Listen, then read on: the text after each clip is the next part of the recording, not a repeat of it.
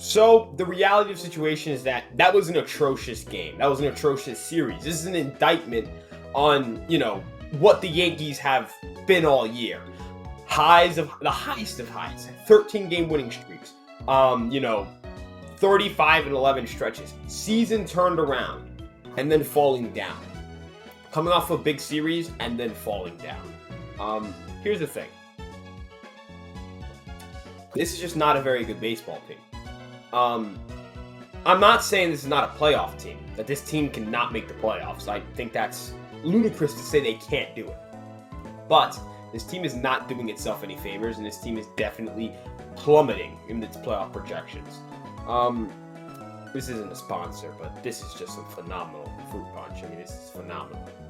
Great part of my night. But I just cannot sit here and tell you that this is a very good baseball team. We're going to get into a lot of things in today's video on this recap. We're going to talk about a couple things in the game, and we're going to hit on a couple notes, and then we'll wrap things up. This won't be too quick. I don't know why I said we're going to go in depth, because there's not a lot to go in depth about. But with that being said, I'm Ryan Garcia from Fireside Yankees. I want to do post-game recaps on days in which we have games.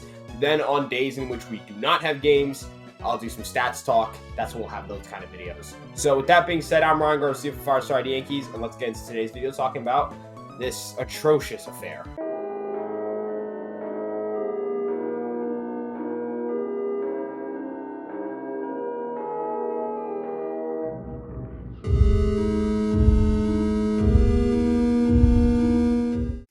Here's the big picture with the Yankees. While, yes, the pitching wasn't phenomenal, Andrew Heaney came in, gave up 2 runs in the 9th, but he doesn't come into that baseball game if the offense does its job. Heaney came in because the game fell out of reach. They were going to push Green to preserve a 2-run lead to get shut down by Jordan Romano. And for people saying, well, Gary Sanchez and Luke Voit had 2 home runs off of Nate Pearson, who is not good right now, and it was brought in to get some innings and get some work. In reality, if Heaney doesn't give up those 2 runs, Romano comes in and most likely just shuts the door. And so it's not the same situation. However, poor defensive play by Tyler Wade allowed a run to score against Wandy, I believe 2 runs against Wandy, if I'm not mistaken. How did the 3rd run score? I believe it was Sal Romano. He missed a couple of locations. Was not very sharp after the first 2 outs, in which he looked very good. That's just 3 runs shouldn't be enough to bury you. The Yankees scored 2 runs coming into that 9th inning. They hadn't held a lead in the entire series. They didn't have a single lead in any of those games.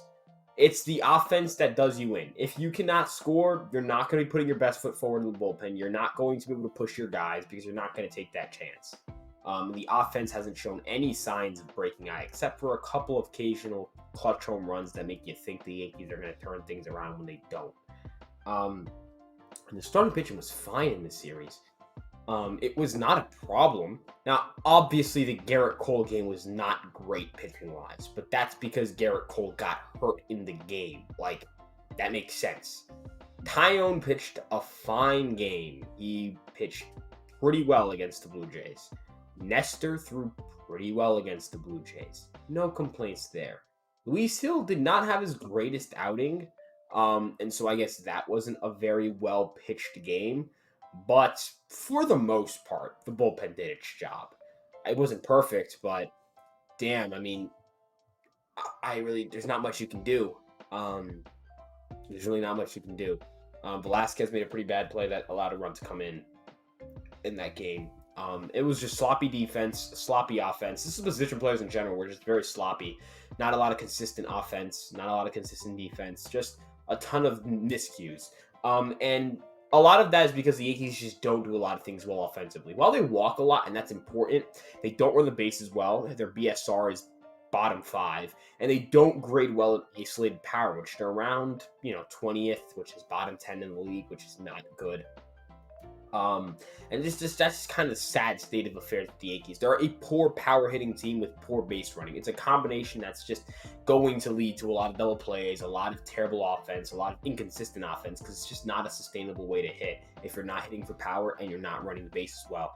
When the Yankees were running the bases well, they were a phenomenal team. They looked a lot better. They played a lot better. They looked a lot sharper because that's what that's what a good team does. They can have some power and they run the bases very well. Look at Tampa. They rank top 10 in BSR, slugging percentage, isolated power, on base percentage, or not on base percentage, walk percentage, and WRC plus. They are one of the best offenses, and in return, they are one of the, if not the best team in baseball.